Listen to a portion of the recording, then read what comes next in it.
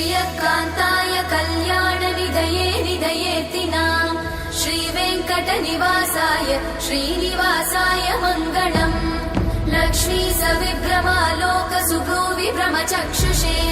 चक्षुषे सर्वलोकानां वेङ्कटेशाय मङ्गलम् श्रीवेङ्कटाद्रिशृङ्गाग्रमङ्गलाभरणाङ्गये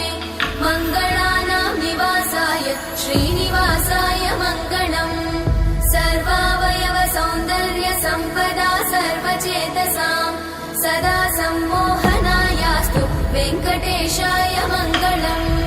नित्याय निरवध्याय सत्यानन्दचिदात्मने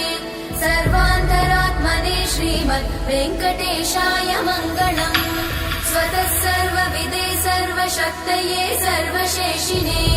सुलभाय सुशीलाय वेङ्कटेशाय मङ्गलम्।